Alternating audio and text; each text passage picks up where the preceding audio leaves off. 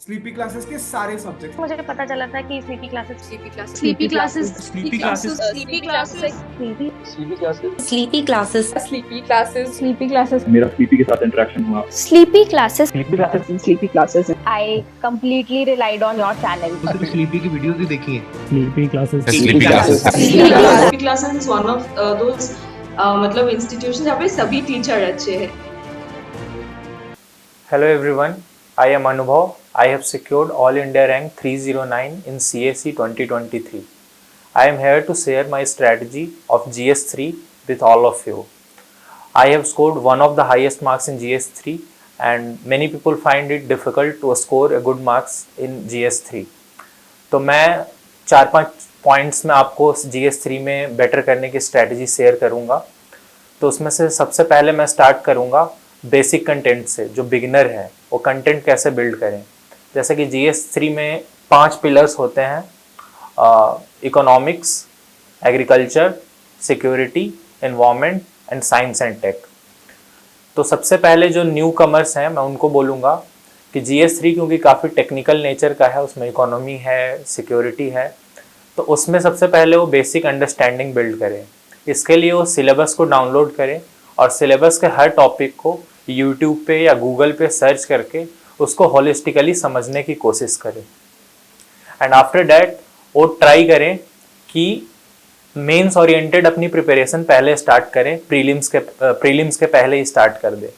उसके लिए वो मेंस के टॉपिक वाइज नोट्स बनाना शुरू करें और मेंस के टॉपिक वाइज नोट्स वो 1 पेजर नोट बना सकते हैं, ऑनलाइन नोट बना सकते हैं।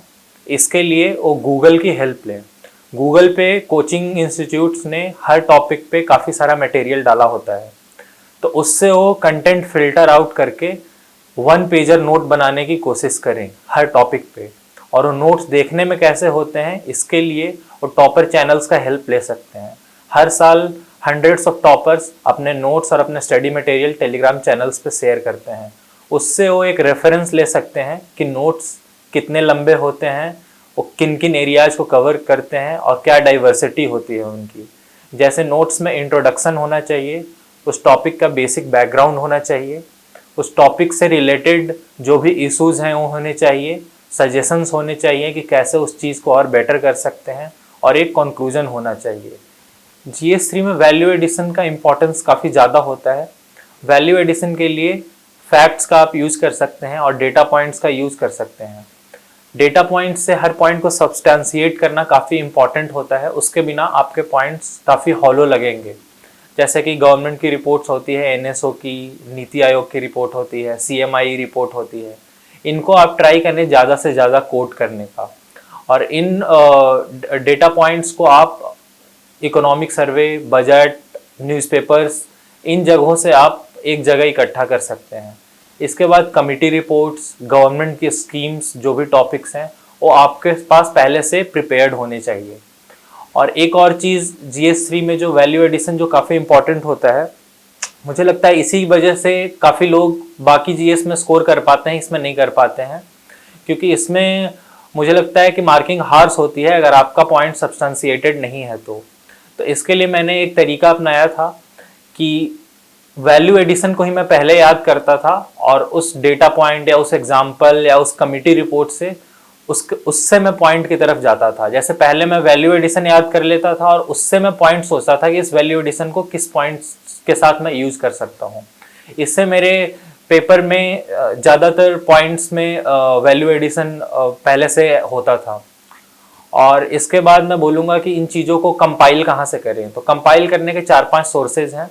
सबसे पहले तो आप बजट से और इकोनॉमिक सर्वे से कर सकते हैं, नीति आयोग के रिपोर्ट से कर सकते हैं, और थोड़ा अगर आप शॉर्टकट की तरफ जाएं तो आप टॉपर चैनल से टॉपर के नोट से कर सकते हैं और टॉपर कॉपीज से कर सकते हैं। लेकिन मैं न्यू कमर्स को और जिनके पास टाइम अवेलेबल है उनको ये चीज़ अवॉइड करने बोलूँगा। मैं बोलूँगा कि आप न्यूज़पेपर्स को फॉलो करें, ईयर राउंड फॉलो करें, और उससे डेटा पॉइंट्स और वैल्यू एडिशन मटेरियल कमिटी को आप इकट्ठा कर सकते हैं। और यहाँ तक हम बॉडी की तरफ बात कर रहे थे कि आपका बॉडी कैसा होना चाहिए। पॉइंट्स की काफ़ी सारी डाइवर्सिटी होनी चाहिए, डिमांड को एड्रेस करना चाहिए और उसमें वैल्यू एडिशन होना चाहिए, डेटा फैक्ट से सब्सटेंशिएटेड होना चाहिए। और इकोनॉमी में या GS3 के ज़्यादातर पोर्शन में एग्रीकल्चर में लास्ट के पैरा में एक सजेशंस वाला कॉलम जरूर होना चाहिए, जिससे आप एक फॉरवर्ड लुकिंग कंक्लूजन अब अपना दे सकते हैं कि इस जो भी प्रॉब्लम्स हैं इन एरियाज में, जैसे एग्रीकल्चर में एक लाइव स्टॉक सेक्टर हो गया, तो इसमें MK जैन कमेटी को कोट कर सकते हैं। इसमें जो भी नई चीज़ें आप लिख सकते हैं, जैसे न्यूजीलैंड का कोई बेस्ट प्रैक्टिस आपने डाल दिया लाइव स्टॉक सेक्टर में कैसे होता है, तो ये आपको लास्ट में 0.51 मार्क एक्स्ट्रा फेच करेगा। और बॉडी के बाद इंट्रोडक्शन और कंक्लूजन का काफ़ी इंपॉर्टेंस है। इसको आप पहले से जितना प्रिपेयर करने की कोशिश करें और इसको मोल्ड करें उस क्वेश्चन के अकॉर्डिंग, जैसे कि गोल्डीलॉक्स फेज, सप्तऋषि, अमृतकाल, विकसित भारत, ऐसे टर्म्स को कंक्लूजन और इंट्रो में डालने की कोशिश करें, जिससे कि आपका आंसर बाकियों से बेटर दिखने में भी हो और कंटेंट वाइज भी हो। डीकेटी एक इस मामले में आई यूज टू ऑल्सो, जब मैं एस्पिरेंट थी तो मैं भी डीकेटी देखा करती थी। I use to see the toppers talk there also, so for me it is a very great honour कि मुझे भी इसमें बोलने का मौका मिल रहा है, सो थैंक यू। और साइंस एंड टेक और इन्वायरमेंट वाले पार्ट के लिए स्पेशली, इनके लिए मैंने मेंस ओरिएंटेड ज़्यादा प्रिपरेशन नहीं किया था। मैंने प्रीलिम्स के ही कंटेंट को मेंस के फॉर्म में मॉडिफाई कर लिया था। एक्स्ट्रा ये किया था कि इंट्रोडक्शन, कंक्लूजन और कुछ वैल्यू एडिशन इनके लिए इकट्ठा किया था, पर मोस्टली जो मेरा आंसर का स्ट्रक्चर होता था वो प्रीलिम्स के ही नोट से होता था, क्योंकि साइंस एंड टेक और इन्वायरमेंट काफ़ी डायनामिक है। इन्वायरमेंट में क्लाइमेट चेंज, बायोडाइवर्सिटी, ये सारे एरिया हम प्रीलिम्स में काफ़ी ज़्यादा पढ़ते हैं। साइंस एंड टेक में कुछ हम पोर्शंस को पहले से प्रिपेयर कर सकते हैं, जैसे कंट्रीब्यूशन ऑफ फेमस साइंटिस्ट हो गए, या nano technology, biotechnology, artificial intelligence, ऐसे टॉपिक्स जो हर साल पूछे जाते हैं किसी न किसी फॉर्म में, उसको हम पहले से नोट्स के फॉर्म में प्रिपेयर कर सकते हैं। और इनका वैल्यू एडिशन करना काफ़ी इजी हो जाता है प्रीलिम्स के ही कंटेंट से। जैसे कोई भी नया COP28 हुआ या कोई भी नई स्कीम आई, उसको आप वैल्यू एडिशन मटेरियल की तरह यूज़ कर सकते हैं।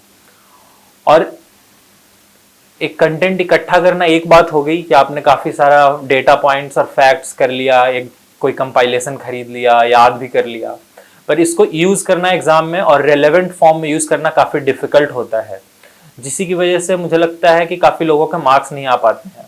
तो उसको आप काफ़ी ग्रेजुअली आप डेवलप कर पाइएगा, उसका कोई शॉर्टकट नहीं है। वो आप टेस्ट में बार बार अप्लाई करके ग्रेजुअली आप इस चीज़ में आप मास्टरी डेवलप कर सकते हैं।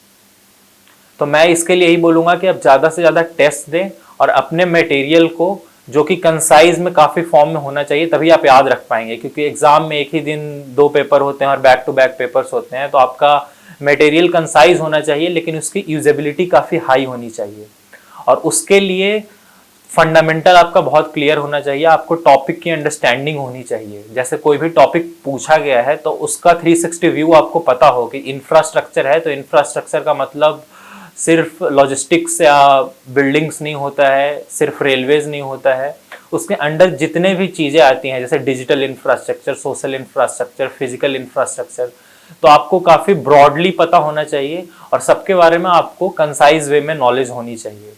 इससे आप आंसर को टू द पॉइंट, डिमांड के अकॉर्डिंग और प्रिसाइज बना सकते हैं। GS3 के आंसर्स में मैं फाइनली कंक्लूड यही करूँगा कि डिमांड को हिट करना चाहिए, और इसमें थोड़ा GS2 और GS4 जैसे आंसर्स नहीं होने चाहिए। इसमें आपके जो आंसर्स हैं वो ज़्यादा एनालिसिस बेस्ड नहीं हो, ज़्यादा लंबे नहीं हो, काफ़ी सारे पॉइंट्स हो, डाइवर्स पॉइंट्स हो, और ज़्यादा से ज़्यादा पॉइंट्स वैलिडेट किए हुए हों, डेटा पॉइंट्स और कमिटी रिपोर्ट्स और फैक्ट्स से।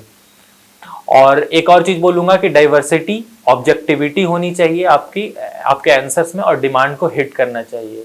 अगर ये तीनों चीज़ आप सही से करते हैं तो होपफुली आप अच्छा स्कोर कर पाएंगे, जितना मुझे अभी एग्ज़ाम का नॉलेज है और मुझे जितना लगता है कि जिस चीज़ की वजह से मेरे मार्क्स अच्छे आए थे।